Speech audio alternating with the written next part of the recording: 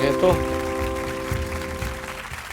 Representatives po ay Ito yung kongresista na umayon kay SAS. Ha? Mga kongresista, may mga kongresistang umayon kay SAS. Medyo i-forward ko na, doon na tayo sa bandang dulo, ha. Kasi ang daming daldal niyan eh. Doon sa dulo, na-checkmate. Magaling yung tanong. Na-checkmate. Nadali rin ni SAS. Ang pangit pakinggan. Nadali ni SAS. Hindi. Sumang-ayon din kay SAS. Ang dami nilang dinaldal. Kaya, iba talaga kung may galing ang abogado. Ito, nagtanong, hindi pa abogado yan, ha? Pero nadali na. Paano pa kung abogadong magaling? Hindi yung abogado 03, ha? Iba yun. Nako, palpak yun. Ha?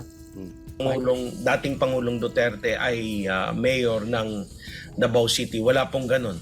Ang alam ko lang, ang dumaan sa amin ngayon sa House of Representatives are all departments or agencies during this present term, 19 Congress. So wala po yung tungkol sa LGU ng Davao City. Kahapon po, meron pong poll question kami, sir. And marami din po sa ating mga kababayan ang sumang-ayon dito na magkaroon talaga ng mandatoryong lifestyle check. Yan. Ito, lifestyle check. Ako, pabor ako. Magkaroon ng lifestyle check. Malalaman mo naman, si Tatay Digong, tingnan mo ang bahay. Hindi naman sa pag-aano, ha? Yung bahay ni Tatay Digong, bahay niya na nung mayor pa siya. Pinakita niya sa gikan sa masa. Naging presidente na siya, ang bahay niya ganun pa rin. Mataas na opisyal ng China, doon niya dinala. Ganun po kasimple si Tatay Digong. Baka nga mas malaki pa yung bahay ko. Hindi naman. Pero ang punto ko dito, ito. Makikita mo eh. Makikita mo sa kaari-arian nila. Kung talagang medyo may sabit yung isang tao. Lifestyle check. Tingnan natin anong sagot niya. Sa lahat po ng mga government official, meron po bang existing, maliban doon sa SALN, yung lifestyle checking, na batas ukol dito? At kung wala pa, pabor po ba kayo na magkaroon ng ganito pong hakbang for transparency po?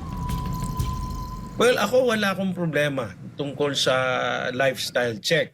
Ako naman, we are always open and we welcome any lifestyle check.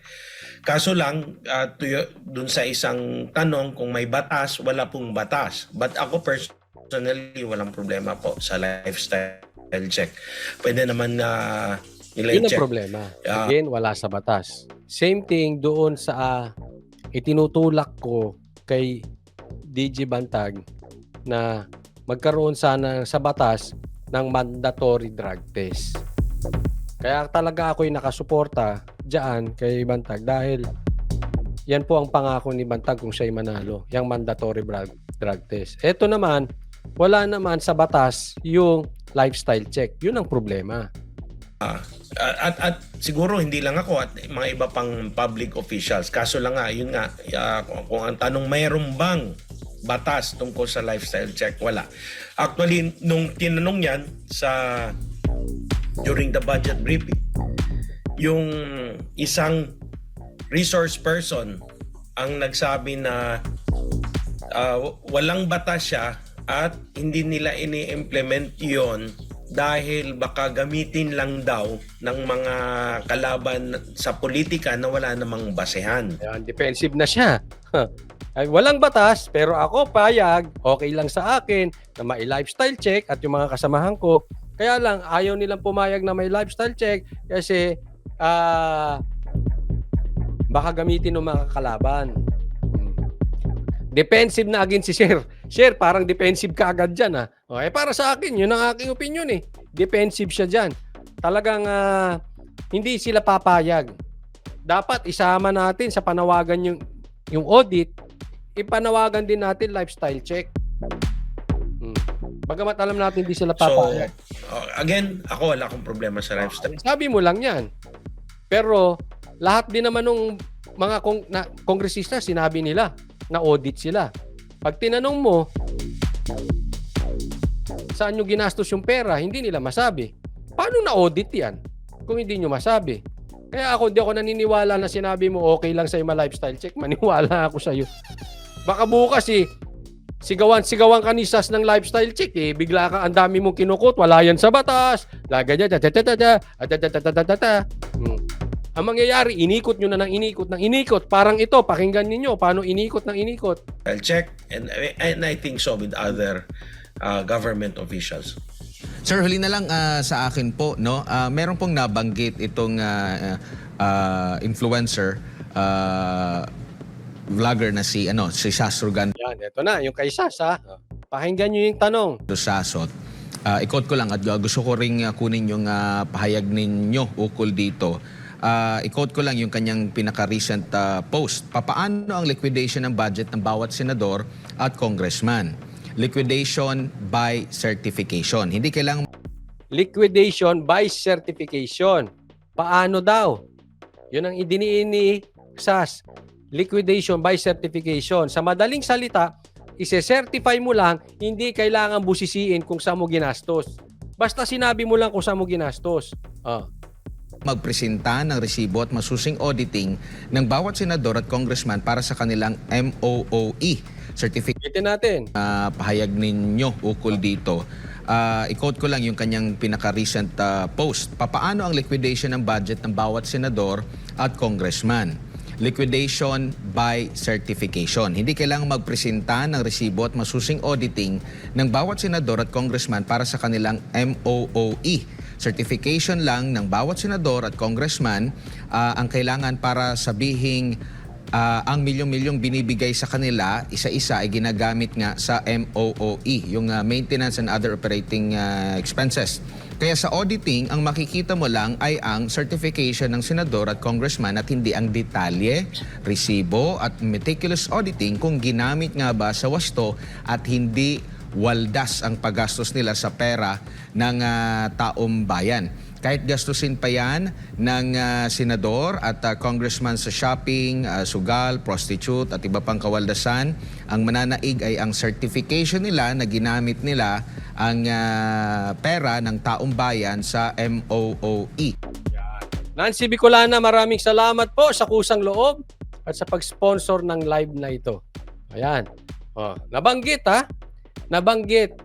Di umano ni SAS, sabi nito na hindi kailangan ng resibo, hindi kailangan i-explain, hindi kailangan ipakita kung saan ginastos. Basta, kunwari, binanggit po, kunwari ginastos yan sa prostitute.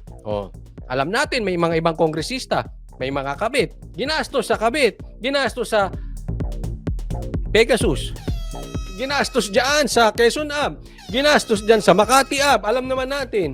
Ginamit sa prostitute, sa tilapia. Pero ilalagay mo doon, iba. Pwede na yun. Tandaan natin, sir.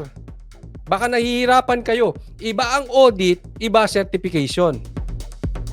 Magkaiba yun. Yun po ang sinasabi ni SAS. Anong masasabi mo? Kasi basta raw expenses yun, yung MOOE. Hindi kailangan ng explanation, resibo, etc. etc. Paano kung sir? Dagdagan ko yung tanong. Makikita ko sa sagot mo. Paano kung ginamit mo yung MOOE sa prostitute at iba nilagay mo? Sabihin mo, meron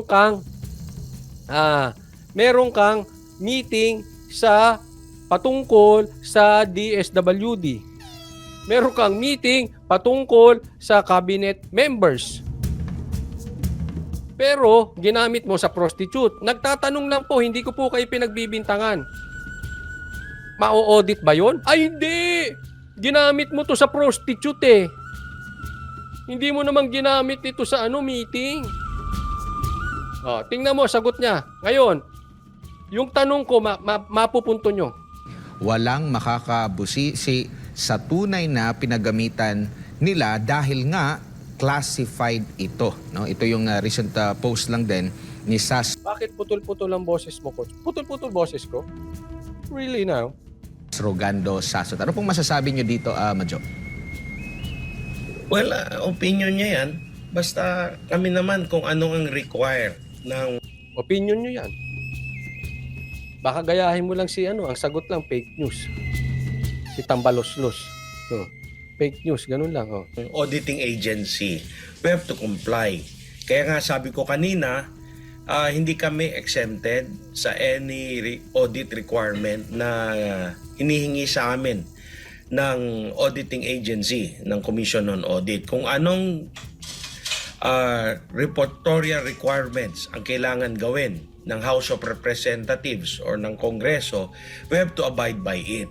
Kasi hindi naman yung reporting ginagawa natin ngayon lang 19th Congress. Kaya, papalusot na naman siya. Babalik niya na naman yung dati. But anyway, eto muna. Sir, nililigaw niyo usapan eh. Sa kanya, ang sagot niya ay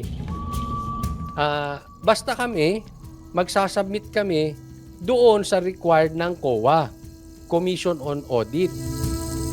Kung anong kailangan naming isubmit, isasubmit namin. Anong kailangan? Yun na nga sinasabi ni SAS. Sir, pinaiikot-ikot nyo kami. Yun nga sinasabi ni SAS. Ang pag-submit nyo ng MOOE, hindi na kailangan ng audit. Certify nyo lang, okay na. Tapos babalikan mo na naman. Pag inulit, babalikan mo na naman. Yung ulitin niya pa yan, babalikan mo na naman, nasasabihin mo, hindi kami, basta kami nagsasubmit kami, kung anong kailangan ng COA, yun ang gagawin namin. Yun na nga lang ang kailangan ng COA, paulit-ulit. Paulit-ulit?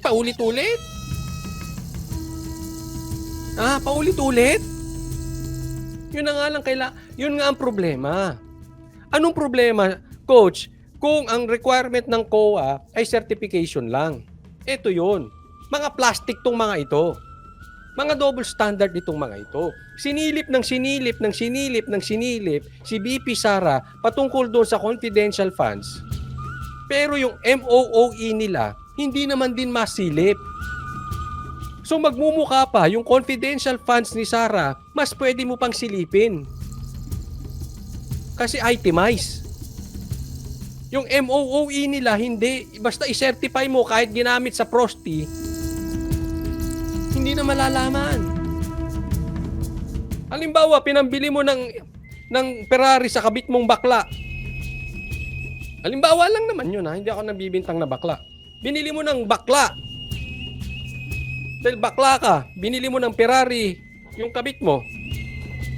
Oh. Tapos nilagay mo doon, research. Malalaman pa ba ng tao? Yun yung sinasabi natin. Yun din ang sinasabi ni SAS. Pinaiikot ninyo ang taong bayan. Mga double standard. Kung makasilip kayo ng puwing ni Sara, yung nandiyan sa pagmumukha ninyo, punong kahoy. Yang nasa mata ninyo, punong kahoy. Ganun kayo. Parang ang inyong pag hindi nyo kaalyado, babanatan. Pag kaalyado nyo, nagsasubmit kami sa COA. Wow! Ganun po Edna Ogawa, maraming salamat Suki natin si Edna Ogawa ngayon from Japan. Maraming salamat po sa kusang loob at sa patuloy na pag-sponsor ng live na ito talagang ngayong araw na to. Thank you. Diyan ako naiinis sa mga politiko. Yung nilalaro yung salita. Yan ang pinost ko sa Facebook, yan yung pinakita natin, yan ang tanong namin. We don't care about your explanation.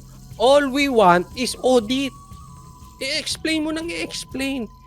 Papatak tayo. Yung pinagagawa ba sa inyo ng COA, audit? Hindi. Di ba hindi rin? Ibig sabihin na himay. Di ba? Ganun po nila paglaruan ng salita. Huwag na po tayo magpaikot-ikot. Hinamon ni Tatay Digong si Tambaloslos, huwag kayo ang sumagot, magbukasan, mauuna daw si Tatay Digong, umuulang si Tamba, mauna si Tatay Digong, susunod si Sara, sumunod si Tambaloslos, huwag na kayong makihalo. Kung ayaw nyo magbukas ng audit, huwag na kayo. Ang pinaka-point naman dito, talaga kung pinakinggan nyo ang speech ni Tatay Digong, ang pinakapunto rito ay si Tamba. Nabanggit lang niya na corrupt ang Congress. So wag na kayong makihalo. Hamon po to, lalaki sa lalaki, hindi po yung lalaki binanatan yung babae. Lalaki sa lalaki, bukasan kayo. Yun ang ibig sabihin ni Tatay Digong. Kung ayaw niyong buksan, it's okay. Hayaan niyo sumagot si Tambaloslos. Yun ang maliwanag. Di ba? Kasi hindi rin naman kayo papayag eh. Para sa akin, hindi rin papayag ang Senado eh. Malilintikan kayo pare-parehas dyan. Hindi man lahat, pero maraming malilintikan sa inyo dyan. Oh. Kausapin nyo na lang si Tamba kung okay ang bukasan. Kung hindi, tapos sabihin nyo sa media, ayaw namin. Huwag nyo nang sabihin, magsasubmit kami sa COA, magsasubmit kami sa COA. Hindi yon.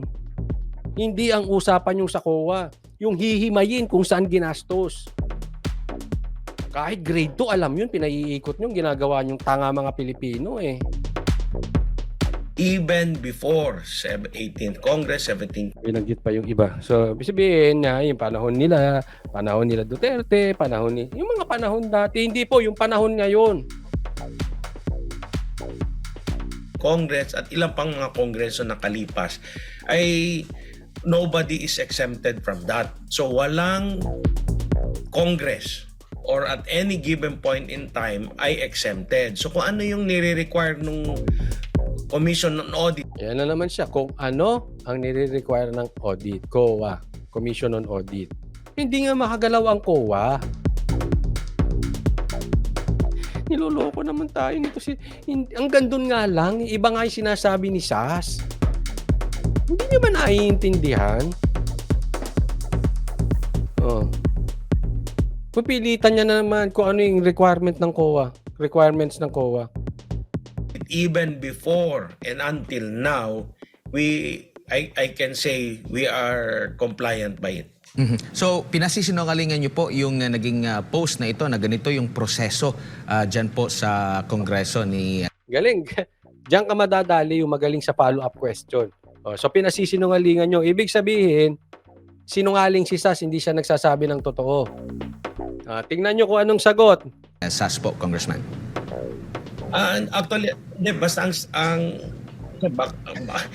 Wala na. Finish. Nagkagulo na siya. Hindi na makasagot.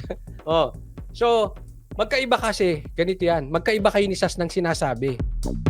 So, kung tama ka, sinungaling si SAS. Ganun kasimple yun. Kung tama si SAS, sinungaling ka.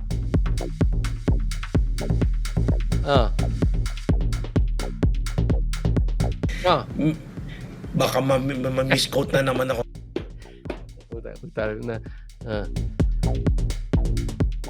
Basta yung sa amin, kung ano ang require ng Commission on Audit, ano yung mga report. Hindi nga yun, paulit-ulit naman eh. Nakikinig ka ba sa akin? Hindi, wala ako dyan eh. Nakikinig ka ba? Hindi nga yun sinasabi ni SAS eh. Kaya nga inulit nung speaker eh. Ay, speaker, nung ano eh. Ano ba yan? Nung host. Inulit niya yung tanong. Pinasisinungalingan niya yung sinabi ni SAS. Kasi nga magkaiba kayo ng sinasabi. Sir, hindi nyo ba naiintindihan? Paiintindi ko ulit. Kasi bumalik ka na naman dun sa Commission on Audit eh. Wala nga sa Commission ng Audit certification nga. Ano ba sir ang di mahirap intindihin doon? Pauli-uli naman to. Alam mo, ang dali-dali nung tanong ni Tatay Digong. Bukasan kayo. Kahit grade 2 naiintindihan yan.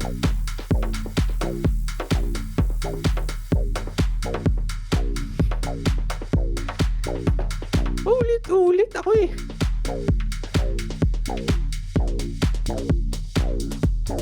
Commission on Audit, even before and until now, Puputulin. I can say we are compliant by it. So, pinasisinungalingan niyo po yung naging post na ito na ganito yung proseso dyan po sa Kongreso ni SAS po, Congressman. Saglit, maraming salamat Jonathan Cardinal sa Stars. Thank you.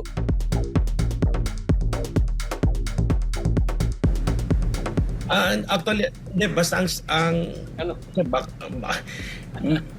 baka ma-misquote na naman ako. Basta yung sa amin, kung ano ang require ng Commission on Audit, ano yung mga reports na kailangan, anong liquidation kailangan, kung ano ang requirement for audit procedures, we comply by it. Ino-comply po ng House of Representatives. So sa madaling salita, sumasang-ayon sila kay SAS. Para sa akin ganun kasimple. I-deny man nila sa salita, pero sa gawa, sang-ayon sila kay SAS. Na by certification lang. Hindi talaga na-audit. By certification. Kaya takot sila ng bukasan. Kasi sa bukasan, audit yon. Hihimayin yon. Alam nyo yung yung mga CPA dito, naiintindihan yung audit eh. Iisa-isahin yan. Iisa-isahin titingnan niyang resibo. Ganun po yung mga accountant. Hindi yung basta sinabi mo lang. Yung basta sinabi mo, yun ang certification. So sa madaling salita, aminin man nila o hindi, sa gawa, sang-ayon sila kay SAS. At yun ang stand nila mga kongresista. Magsasabit sa COA. Ang problema nga, kulang nga yung COA. So sa madaling salita, kung sa tingin ninyo, damon nyo yung confidential funds, mas damon nyo yung MOOE. As simple as that. Huwag na tayo maging double standard, huwag tayo maging ipokrito, huwag tayo magpaka-plastic. Pare-parehas lang kayo na hindi na-audit yung mga kinakailangan. Ha? Ganun kasimple. Iba certification, iba ang audit. Pare-parehas lang kayo. Ngayon, bakit si Sara lang ang sinirip ninyo? Ang galing nyo magmalinis. Ay, nako. Simple lang naman eh. Diba? Pinahahaba pa eh.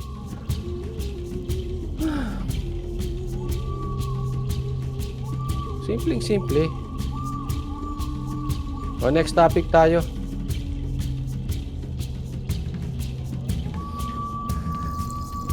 Papalpitate ako dito sa mga ito. Yung mga kongresista natin, ginagawa talagang bobo yung mga taong bayan eh.